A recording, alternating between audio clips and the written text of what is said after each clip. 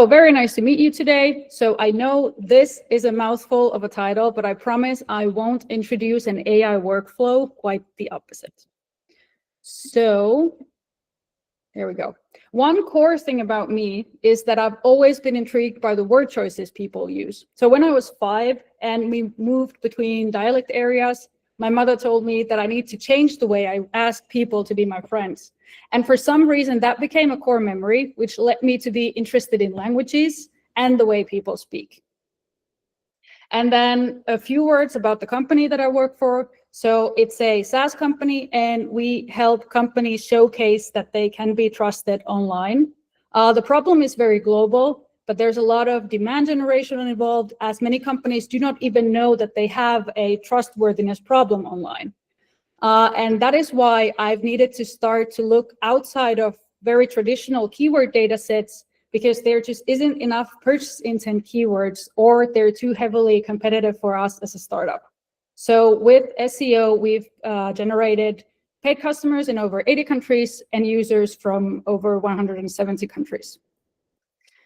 And this is how I report my work at Trustmary. So a public shout out to my employer, as they understand that marketing and SEO isn't about increasing traffic, but getting relevant traffic that converts. So what I report with to upper management is increasing number of brand searches, getting active signups to our software. So it isn't enough that they just sign up. So that's the indication metric down below. So registrations to software are nice, but if they never do anything, are they good leads or good signups? Yeah, no. So we've set up a few ways to measure who are active and who are not. So which actions they need to take to be active. Because activation indicates money. So when they start paying, that's the monthly recurring revenue. I'm being measured with that. And then also the meetings booked. Okay, we will return to the actual results that we've generated with this strategy that I'm about to introduce, but that comes at the end. Good, so now we've gone over all the introductions, and we can now move on to look at why conversation analysis and SEO are a good fit, what is conversation analysis, and then applying it in practice, and then the use cases. So the current search landscape is that all SEOs rely on the same keyword data. We target the same keywords as our competitors. Niche markets and smaller languages especially feel this. So I'm from Finland. We have around 5.3 million people, and Finnish is only spoken in Finland. So you can imagine that the search volumes for search terms aren't really the same as, for instance, in bigger market like the US. And then to add insult to injury, search has become more conversational.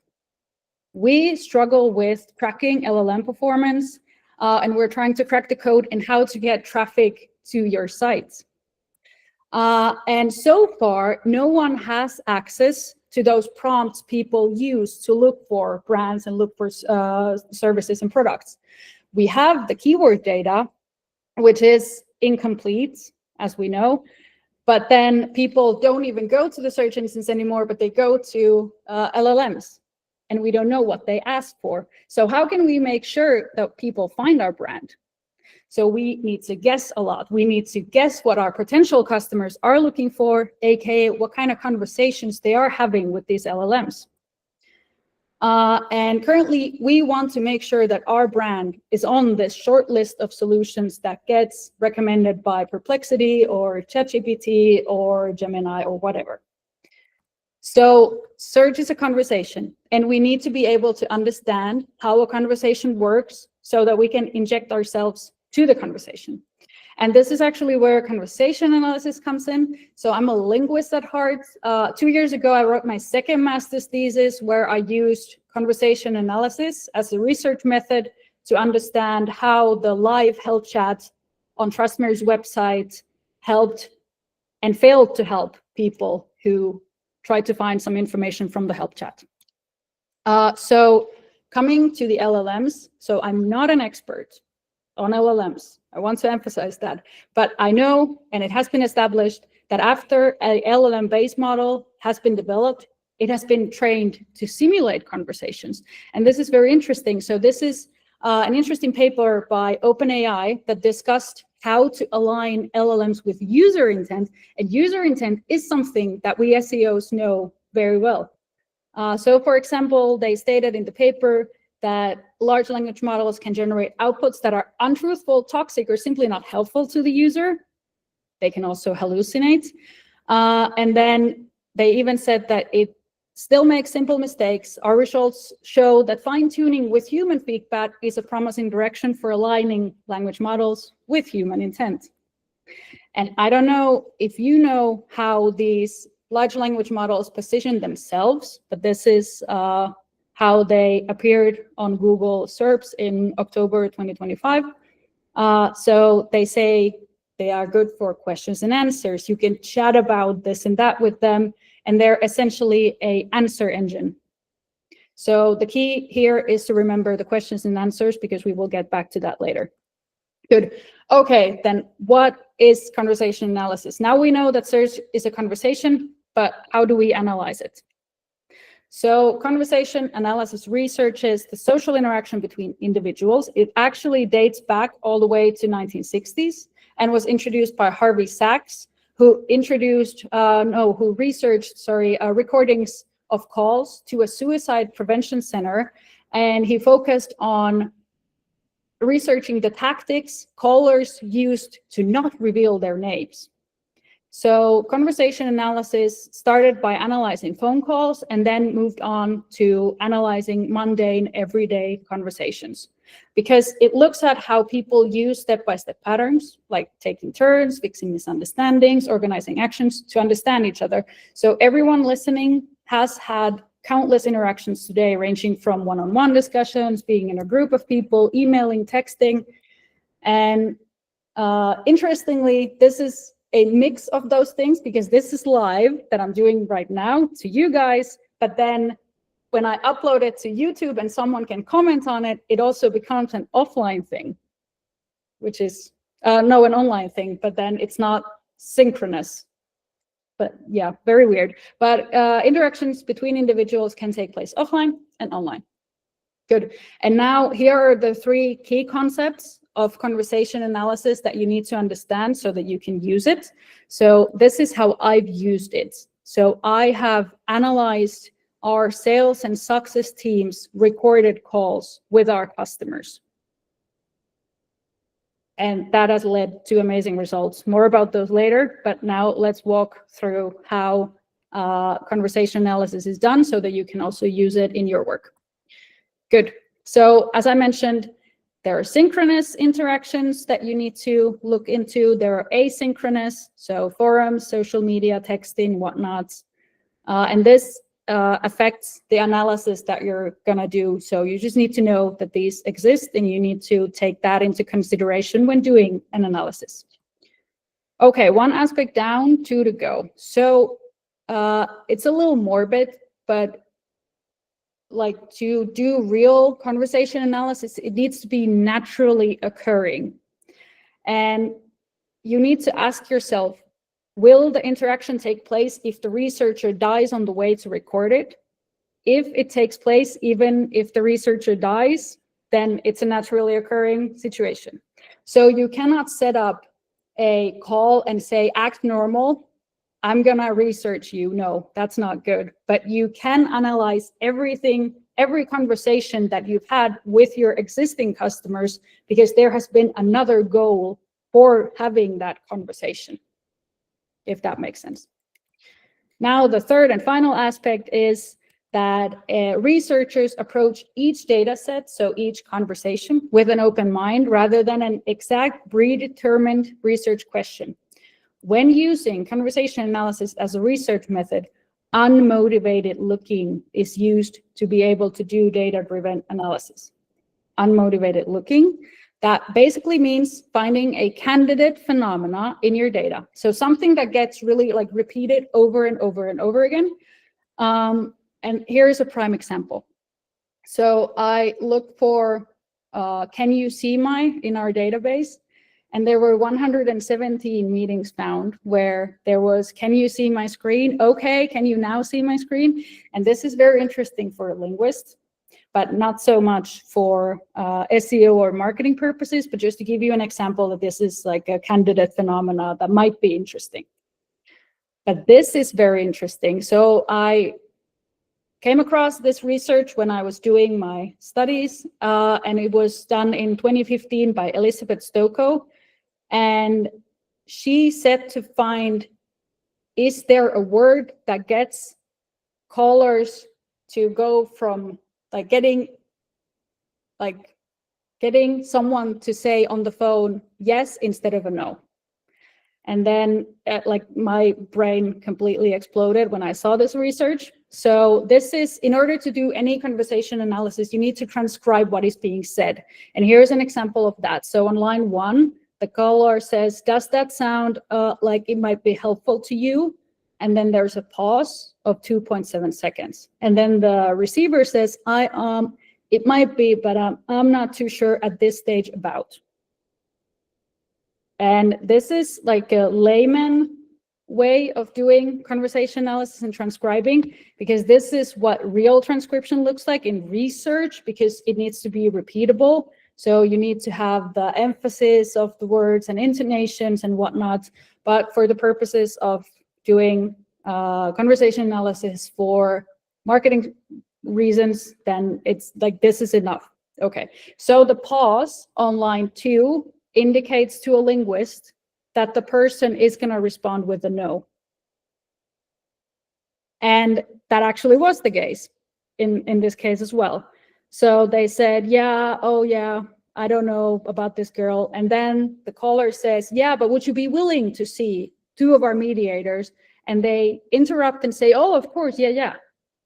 And then they looked over the data again and again, and they were able to see that every time the caller said, would you be willing? They even interrupted and said, yeah, oh yeah, sure. And they went from a complete no to a yes. And that was the only instance that they were able to find. And this really made me think, like, what are the words that I need to use in SEO? And what are the things that I need to be putting in our copy on website to get people's mind to understand what I'm trying to say to them? And this has led me to go a lot deeper in this. Okay, so a few words about the components of a conversation analysis, like what it considers. So the data format available, do you have video? Do you have text? Is it synchronous? What are the roles in it? So are you talking with a customer? Is it a sales call? Is it a support call? Are you trying to prevent them from leaving? And then also the nonverbal aspects, if you have video available. So the prosody, stress, intonation, gestures, whatnot. Okay, good. Then trying to come back to something more concrete. So conversation broken down into tiny pieces. We need to understand this, and then we can start using it in practice. So, for example, think about the last conversation that you had. Did it go according to the general rules of a conversation that went on in your head? So you are looking for turn construction units. So one person talks at a time, and then the listener looks for those transition relevant places where they can kind of jump in.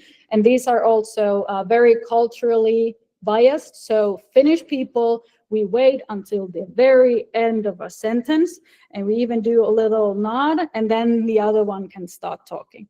In the German context, I'm fluent in German as well, it's considered that you're uninterested if you're not nodding and saying yeah the whole time, and if you're not interrupting them, like leaping over their turn and jumping in, you are seen as being very disinterested in the conversation. So looking at these cultural aspects, if you have international customers, is also important. You need to understand how that works.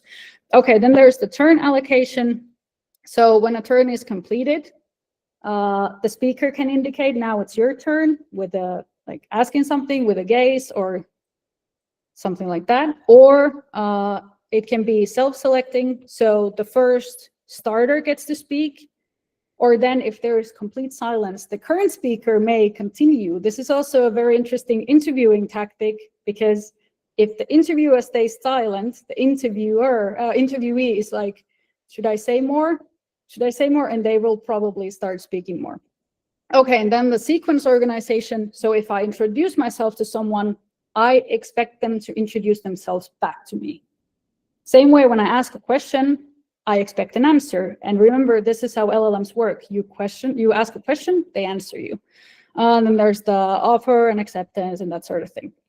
Okay, now let's look at an example that I've used in my analysis of a real sales call. Actually, it was an onboarding call, and how signs of agreement are shown there, so that I can understand like how our onboarding specialist is getting the customer to understand the value of our software. Because one issue that we struggle with is that people need to be explained why our method of asking the feedback first and then the review is actually the best. Like, people don't think it makes sense, but when they see it work, then they understand, oh, this is what it is. Okay, so signs of agreement, let's go over those first. It's the asking for the questions, summarizing in your own words, interrupting, completing each other's sentences, and if video is available, they can be nodding, how they are, like where they're gazing. Okay, but here, the actual example. So the success person said, this is about the survey and feedback flow. So the success person said they can still edit that feedback they just wrote. Now they just need to fill their name. That's the only mandatory field. Customers like, and then they can choose this if they want to write. Yeah, if they want to, we can also remove that if you want. And now that you can see that the review you just gave is visible over there. Yeah, so they were understanding each other.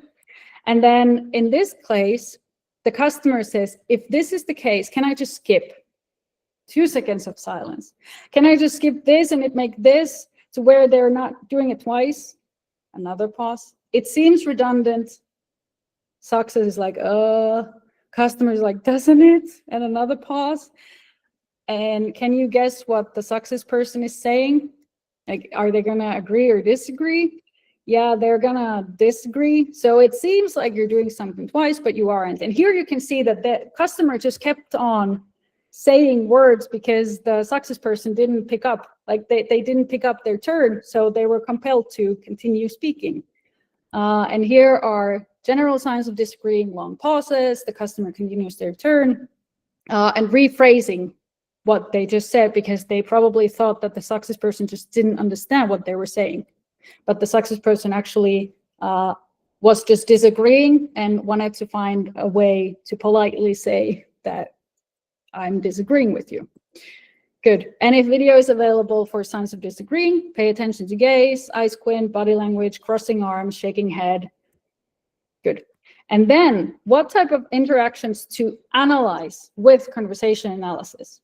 So I've done all of these. I've analyzed our sales meetings and calls, onboarding meetings, churn meetings, support meetings. I've analyzed case story interviews and customer interviews. These are all like full of good stuff. But the closer to conversion or money, the better. So if it's a sales call, but it's not really your ICP, should you really focus that much into that? Maybe not. But if it's someone who is your full ICP, you want to understand exactly what their issues are. Good. And if your meetings aren't recorded, you can always join a few calls and make notes. That's also good.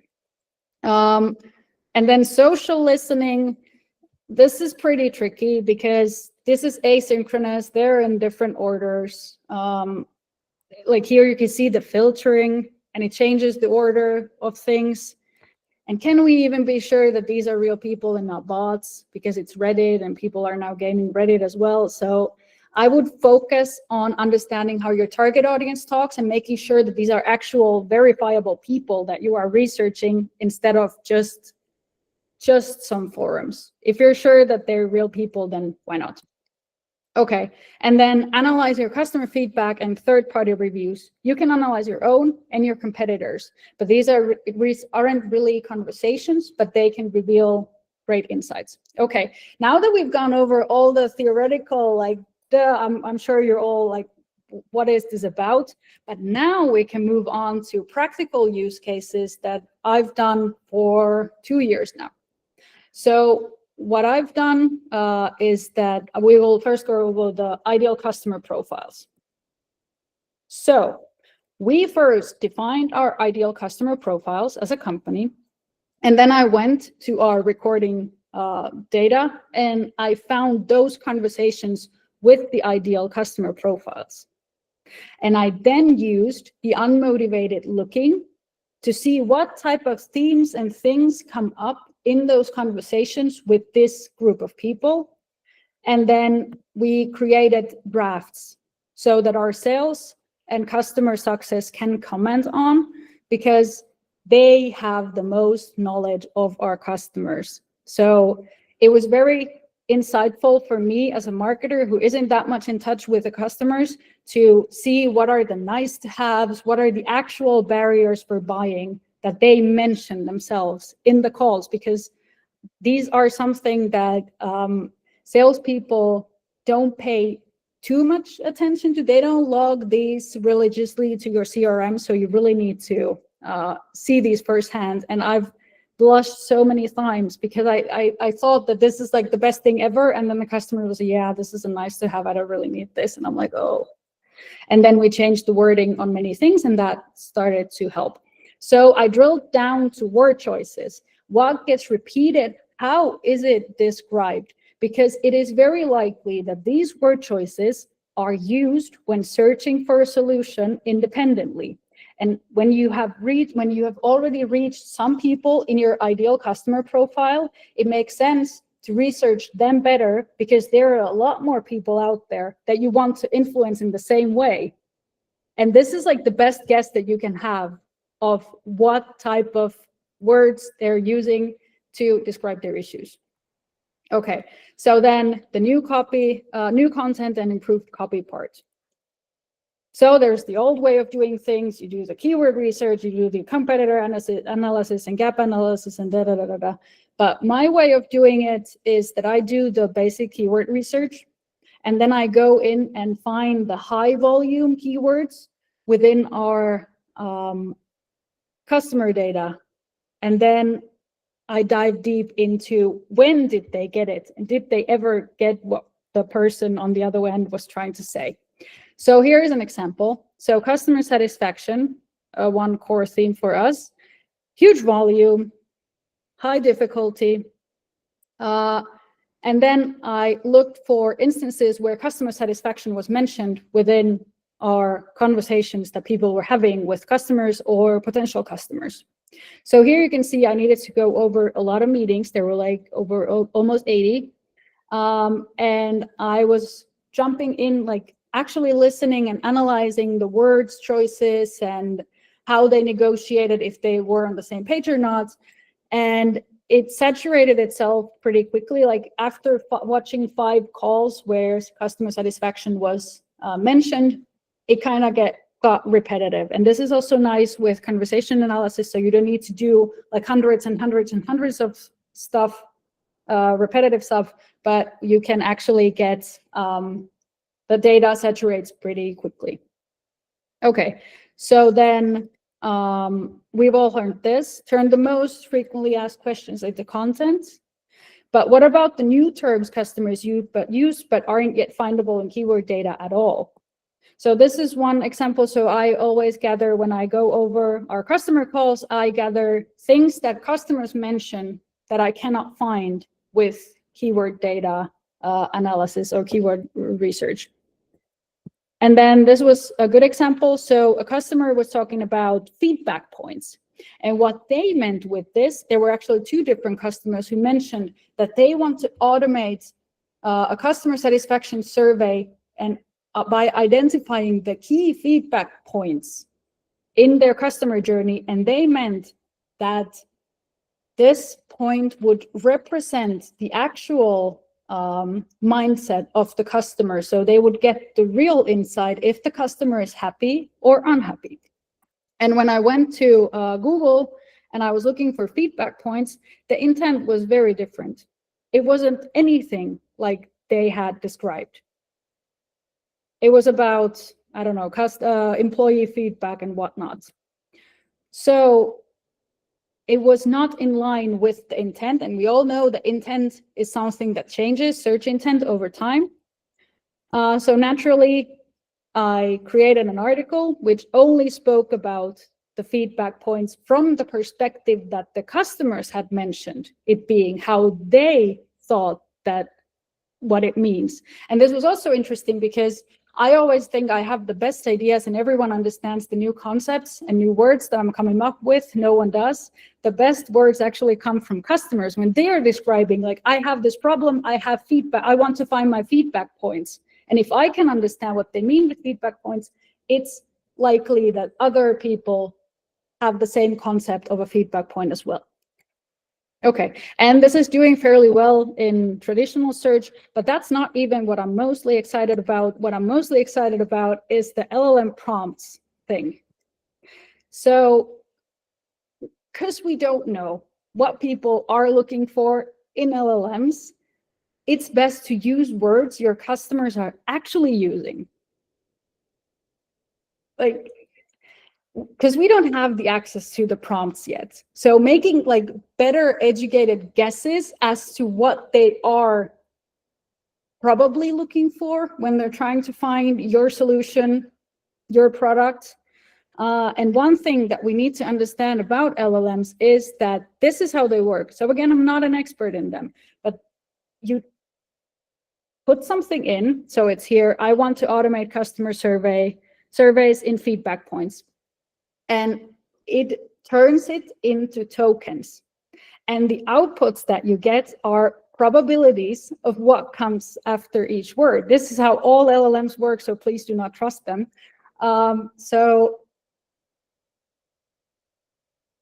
if you are the only one who can answer to something with the intent that they're asking, like for this, there isn't many articles or a lot of content out there on the internet that will answer with this intent.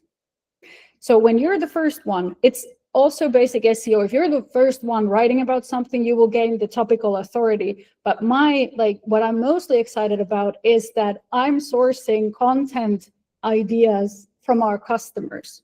I don't need to come up with them. I can take what is already being said and use that to appear in search with relevant terms, because these are relevant. Our customers are already saying these. I'm not guessing. Okay, so to recap, these are a few practical use cases that we've used over the last couple of years since I've been so excited about this conversation analysis thing. So as a linguist, I've really loved diving deep into this rabbit hole, and I'm very anxiously waiting for the day when we get access to the conversations people have with LLMs. I don't know when and if that will happen, but I'm going to be the first analyzing them. And then coming back to the results, what I mentioned at the start. So we've done this for a couple of years now. So I took our numbers, so I compared our 2023 numbers to our numbers in 2024, because that was a full year. And we were able to increase the number of brand searches by 19%. This is one indicator that you're doing well on LLMs. And mind you, I haven't checked the 2025 numbers yet because it isn't the end of the year, but I'm expecting this is going to be like a huge growth here. And we've gotten more signups to software. We've increased that by 12%. The money coming in is very nice. Our CEO loves this number. So a 250% increase in the money coming in from organic sources. And we grew our inbound meetings per year from 0 to 500. And then the registrations to software actually went down, which is a good thing, because that means the quality of signups has gone up because we have more active signups to software, we have more money coming in, and the pure only registrations are down. So that means the quality is good. If you don't work in SaaS, this is something that I really need to explain, because for SaaS people, this is self-explanatory. Good. And what I want you all to remember is that if you combine linguistics with SEO, there's a high chance that you might get a 250% increase in money coming in. And as mentioned in the beginning, this is what I just described is the exact opposite of an AI workflow. So I personally invest a lot of time in understanding our customers and the language they use, because customer understanding cannot be automated or outsourced to AI. So that is something that still needs to happen, like, manually. You need to invest time in that, because we also saw how LLMs work. They predict words. So you should have the full understanding of what customers are actually looking for in your head. You need to be in control. Good, that's it. And here are my sources. I used a lot of stuff. Thank you.